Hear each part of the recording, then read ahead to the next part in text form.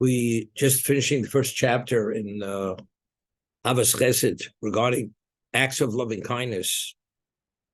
It explained that the Sinai experience, where God revealed to the Jewish people all echelons of existence and gave them an understanding that how things function and operate,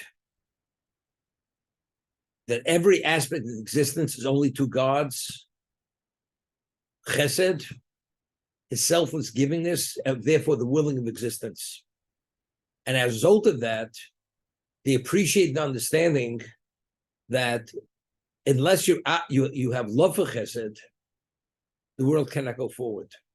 Since they understand that God's characteristic of Chesed allows the world to function as it functions. Understanding that, we understand we want to be similar to God, to reflect his behavior, that characteristic. We assume that, but at what level is God's Chesed? It's unceasing. There's nothing he doesn't address, because every aspect of existence emanates from Chesed. So unless the Jew himself has the love for Chesed, it's not when it comes his way, but rather he seeks opportunities of Chesed. Only then is he emulating God. That's basically where we left off yesterday. But he cites an interesting medrash. There's a medrash on Tehillim where the medrash says that when God created the world, we're speaking that the heavenly throne of God has 4 legs. One of the legs was slightly off kilter, and the throne actually wasn't secure on all 4 legs. So what did he do? He took a stone and he put it under that leg that was slightly shorter, so it should not tilt at all. So the throne was secure. So mentions, what was that stone? I mean, what was that additive that he added to secure the throne? That was Chesed. That was that small little addition that he had to add. Chesed. So what does everything hinge on? What stabilizes existence? What gives it its state of permanence? Chesed. So the Jew has to understand, if what stabilized the heavenly throne, which is the basis for existence, is Chesed, so we ourselves have to understand the value, and therefore the verse in Tehillim says, Lo Chesed Yiboneh, the world emanates, is built on Chesed, because only when his throne was secure, only then did he will existence. That's Olam Chesed Yiboneh. Understanding that, we have to understand and appreciate the value of Chesed. This is the midrash he's citing. So he cites a verse in which states regarding the destruction of Sodom and Amorah. It's a verse in Yechezkel, that why did Sodom and its surrounding community, why were they destroyed? Because they did not extend their hand to a poor man. Here they were blessed with endless blessing, but they didn't want anyone trespassing on their wealth, and they kept all people out. And they would not, even a poor man, they would not offer any assistance. Because of that, in Chesed process, that's why they were destroyed. So the obvious question is, a non-Jew is not obligated. It's not one of the 7 Noahide laws. So why would it destroy it? The answer is because since Chesed is so fundamental that human beings interact with one another within the context of Chesed, if they don't, the world starts faltering. So because the Sodomites put the world in jeopardy, therefore they deserve to be destroyed as they were destroyed. They died. It was a cosmic destruction. There's no trace of those 5 communities that were destroyed. God destroyed Sodom and Amorah for that reason. I was thinking, we find that the sins of the great flood, the members of the great flood, there was nothing they didn't transgress, violate. The 7 Noahide laws, plus many more. But the Torah concludes, before God pronounced on the world destruction through the great flood, the deluge, that everything on dry land will die, will be destroyed. It says, Umola or its chomos. The world was rife with corruption. So Rashi cites the Midrash. If you have a basket with sins and it's overflowing, what was the sin on top of, what was the cherry on the cake? That God says, I've had enough, I'm pulling the plug. Gezer. That they were idolaters, that they committed murder, that they incest and adultery, whatever it was, bestiality. God says I could tolerate it. But already go and have a total breakdown between man and man, to steal from one another, God said that's intolerable. You have to just give me a moment. The straw that broke the camel's back, so to say, what was on top of the pile? Thievery, stealing. God says I can tolerate it all. But if you go to even that, you have a breakdown that you steal from one another. You don't respect one another's rights to exist. God says I will not tolerate that. But why was that? Why was the straw that broke the camel's back? If we're saying what stabilized the heavenly throne, which allowed existence to come about, which God used to stabilize that fourth leg of the heavenly throne, which was the launch pad to will existence. So what happens if you pull that stone out? You pull out that equalizer, that stabilizer. What happens? Everything tilts. So if that's the case, if they violated bestiality, perversion, all the other has nothing to do with that. That's not the destabilizer. The destabilizer is what stabilized existence. Chesed. Chesed is the extreme of stealing. That's indiscriminate kindness. I have no reason to do it, but only out of the goodness of my heart. And you people, and that's the basic existence, you go and behave in a way which is the antithesis of that. That's not only don't you do chesed, but you steal from one another. God says, I can't tolerate that. I will not tolerate. Therefore, that destabilized existence, and therefore the world was destroyed for that reason. That's the understanding.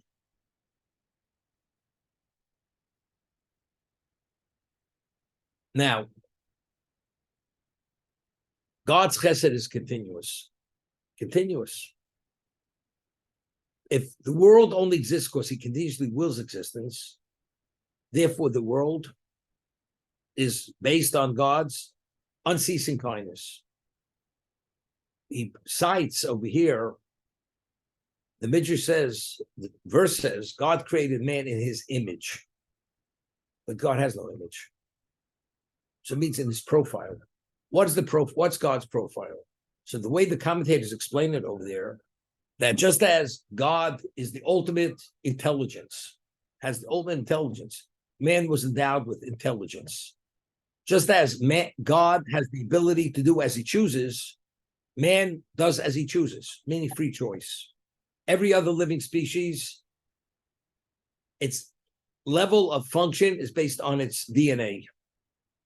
It's all instinctive behavior. It has no choice. It cannot override the system because it's all pre-programmed how each species has to behave. It has to function, whether it's in a destructive context, constructive, whatever it may be. A human being, that's not the case. God's image means endowment of intelligence and ability to choose. He cites, that's a simple understanding. He cites others who learn what's God's profile. It's based on a midrash. All of us have certain predilections.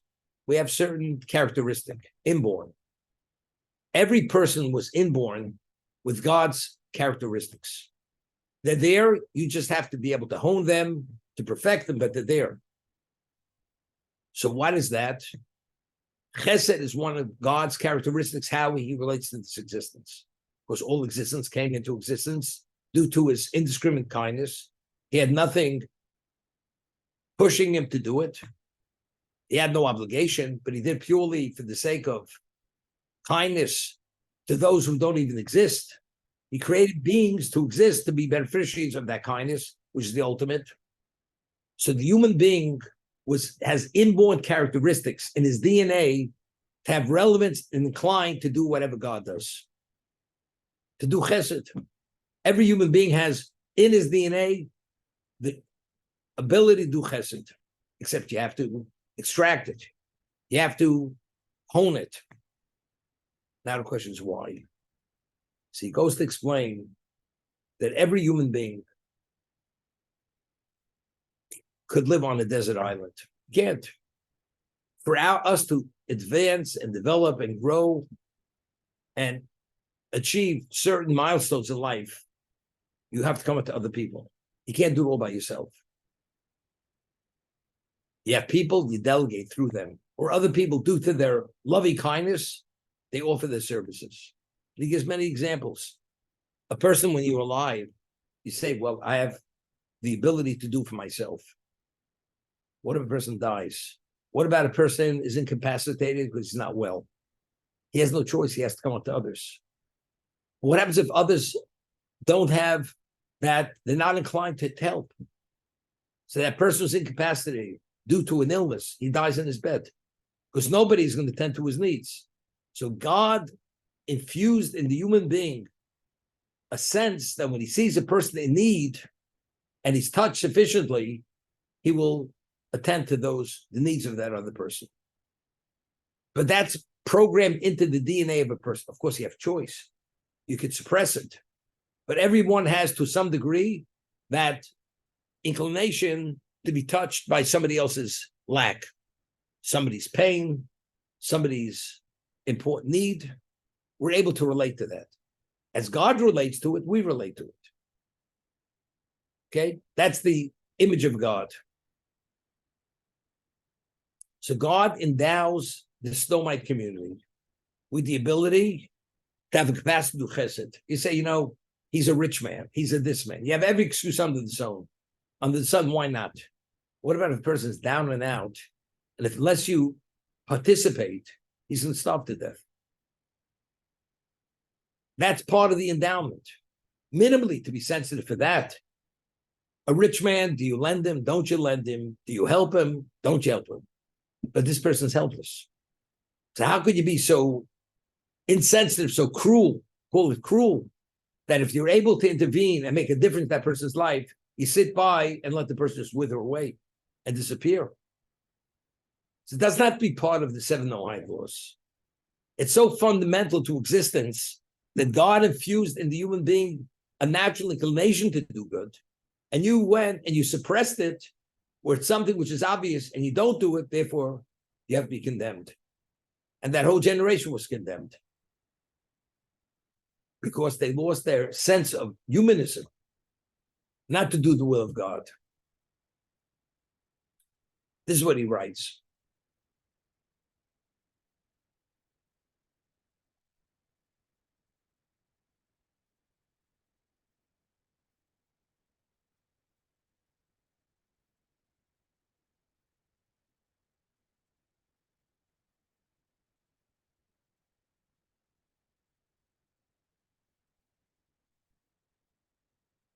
You can't have a society unless you have an economic system. People have to lend one another money. Without loans, society can't function. Give you an example. There's a law that, according to Jewish law, what's credible evidence? Credible evidence is only testimony of 2 witnesses. Now, 2 witnesses come and claim that A borrowed money from B. Okay? Are they believed? And the borrower claims he never borrowed money. And they come and testify he does owe money. We accept the testimony of the 2 witnesses, and the one who denied that he owes has to pay. Right? If he says, I paid, he's believed. Because people borrow, they pay. The witness is not saying he didn't pay. They said he borrowed. He claims he never borrowed. If you claim he never borrowed, that means he definitely didn't pay. And if they said you did borrow, the man has to pay. That's the law. But on Torah law, testimony is only credible if the witnesses are interrogated. You take each witness individually and you ask them certain questions. If there's any discrepancy between the 2 witnesses' testimony, they're canceled out because you question their credibility. Right? Why did one answer, and the other one answer the other answer? So this comes about through interrogation. The law is by monetary laws, by loans. The rabbis canceled the laws of interrogation. They annulled it. Even though Torah requires it, the rabbi said it's not necessary. The rabbi said that although to be a qualified judge, you have to have the ordination of Moshe Rabbeinu, but the rabbi said any three people, as long as they're not dishonest, they're qualified to be judges. And they could adjudicate monetary cases. They're qualified to, because as long as you have business discretion, that qualifies you. Although on a Torah level, to be a credible judge, you have to have this ordination from Moshe Rabbeinu. But why did they do it? Why did they say they annulled the laws of interrogation for the witnesses? And they said the judge, even though he may not have those credentials, he's still qualified to be a judge. Because those people are very hard to come by. Now, why did they cancel? Why did they annul laws of interrogation? Most situations when you interrogate two witnesses, it's almost inevitable you're going to find a discrepancy between both of their testimonies. If that's the case, what happens? You throw the evidence out. It's not credible evidence. Meantime, the lender says to the borrower, you lent me money. I lent you money. Why don't you pay me? He says, I never borrowed. And since most times you don't make it through the interrogation, what happens? You can't make, that means next time this lender doesn't lend any longer. He's going to stop lending. I lent to be paid back. I don't lend not to get paid back. Talking about it's not a collateralized loan. It's the law. So the rabbis, for the sake of society, has to function. People have to lend one another money. We annul the laws of interrogation for witnesses. And they're credible, even they're not interrogated. So as long as the lender makes sure that the witnesses who witnessed them giving the money to the borrower for a loan, he doesn't need more than that. Does he have to know the day, the year, the time, what kind of clothing was he wearing, what was the setting in the location? Doesn't have any of that. You don't need that. But over here, he claims the sun set or didn't set in terms of the date, how many days have passed. The rabbis annul that. So if you bring witnesses, you accept the witnesses. They will not be canceled.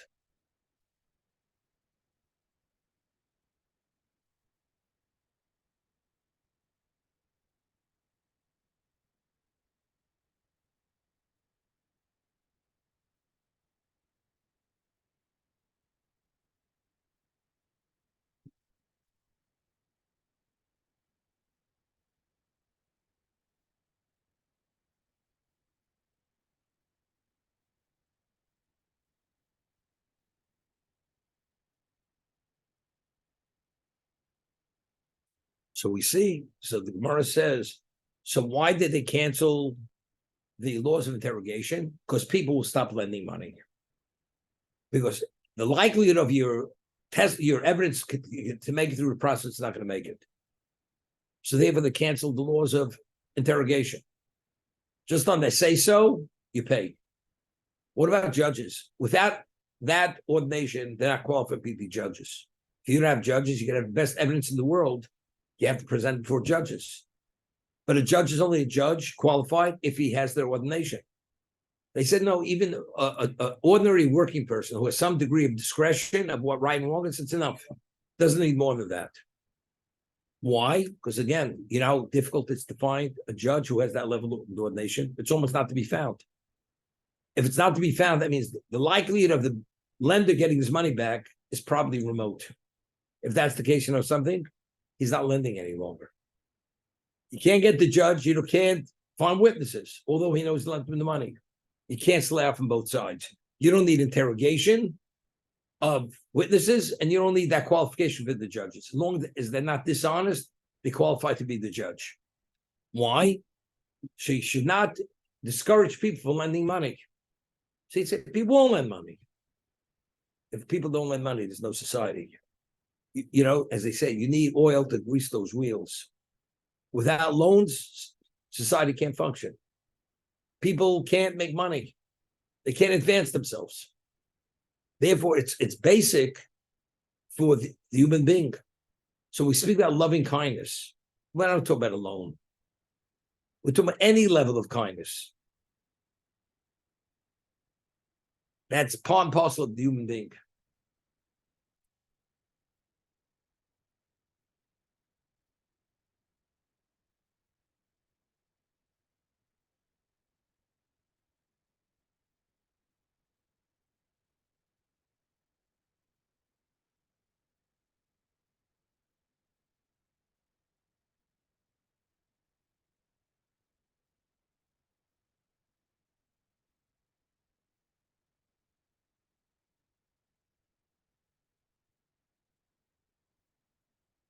Person, God forbid, loses a close relative.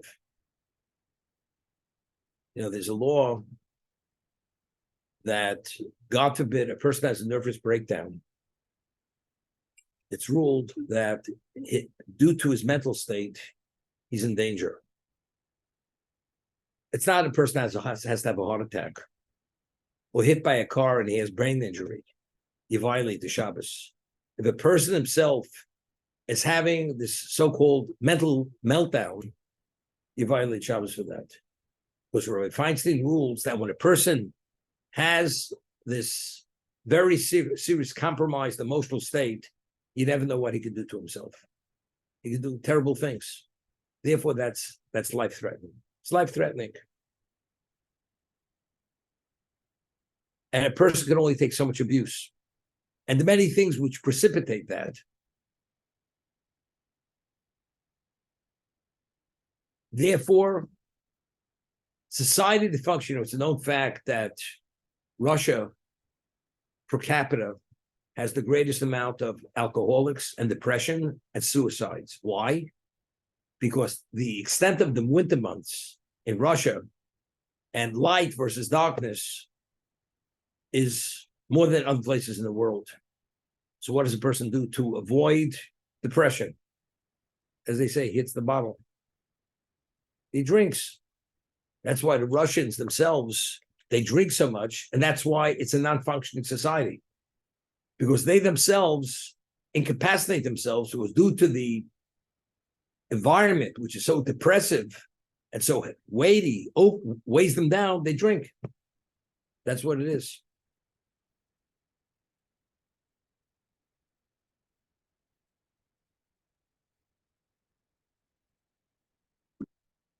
So if people are kind to one another, giving to one, they try to help one another.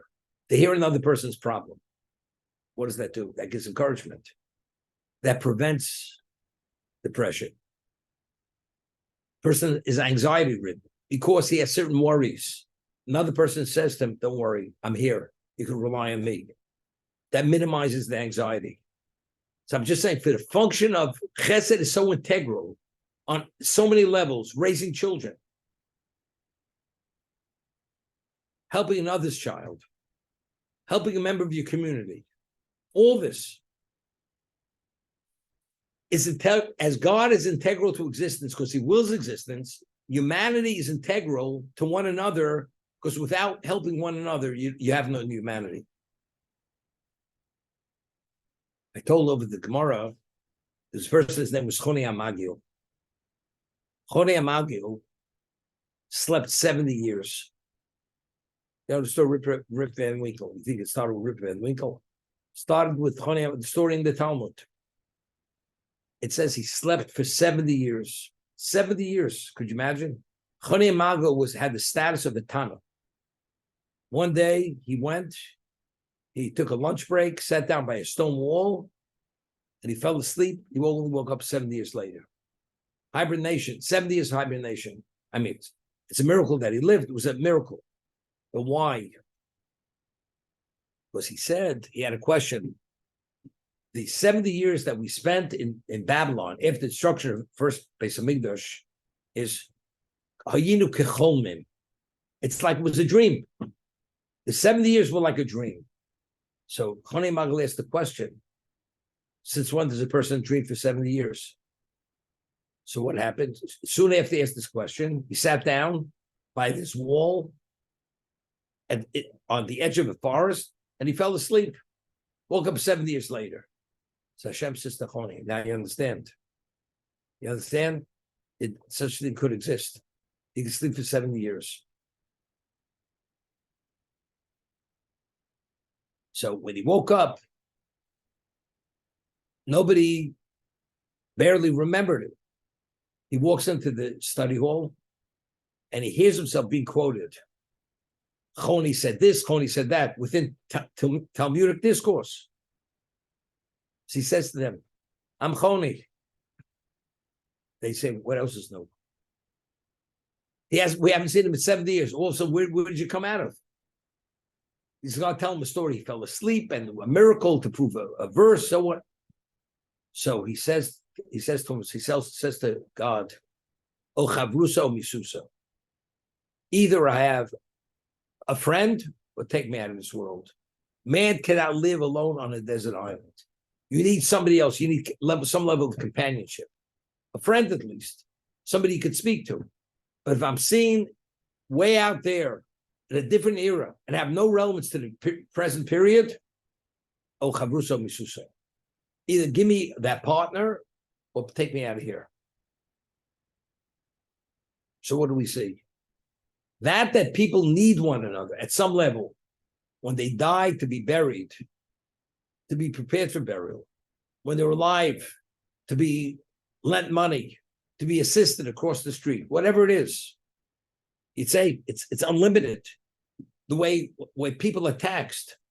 Anything you don't have an inclination for and you have to force it is very difficult.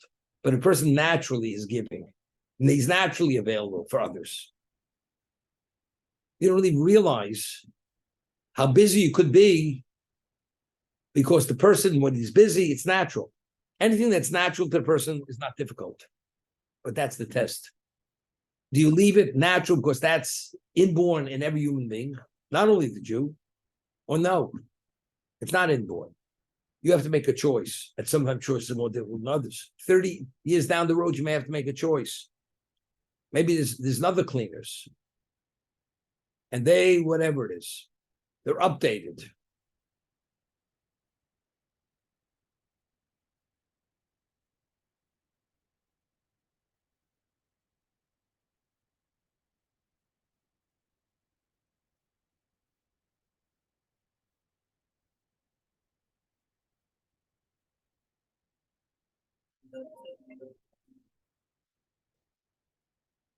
You know, you're walking down the street and you ask a person, could you do me a favor?